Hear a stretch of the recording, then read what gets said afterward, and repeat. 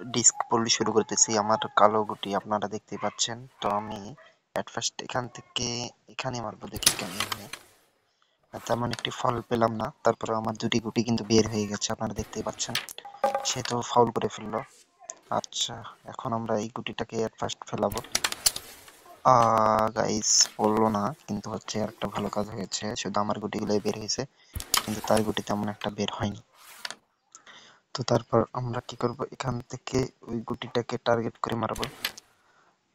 Target failed. আমি চাচ্ছিলাম ওই গুটিটাকে ফেলানোর কথা ভাবছিলাম। তো এখান থেকে গাইস একটা হলো না, তারপরে হচ্ছে আমার গুটি কিন্তু আরেকটা বের হয়ে গেছে, খুব ভালো কথা। তো তারপর হচ্ছে আমরা একে একে সবগুলোকে ফেলবো এখন। ফার্স্ট এটাকে ফেললাম, তারপর সেকেন্ডলি ফেলবো হচ্ছে এটাকে, তারপর ফাইনালি ফেলবো।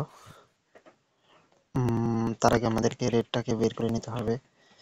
আর রেডটাকে বের করতে গেলে ব্যাটে বলে মাইট দিতে হবে।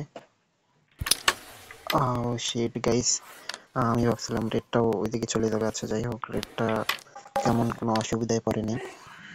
আমরা যদি এখান থেকে একটা মাইরের কথা চিন্তা করি তাহলে রেডটা হয়তো বা পড়তে পারে।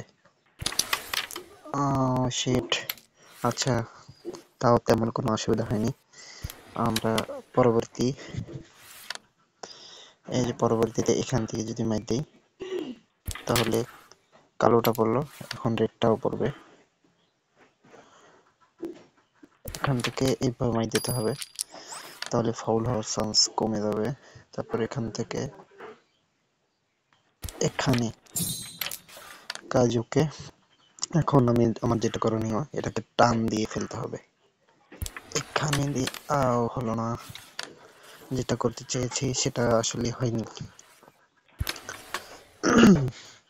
তাহলে আমাকে এই দিক থেকে এখানে লাগাতে হবে, আবারও হলো না। আচ্ছা, এরপরের বার নেক্সটে আমি আশা করতেছি হয়ে যাবে।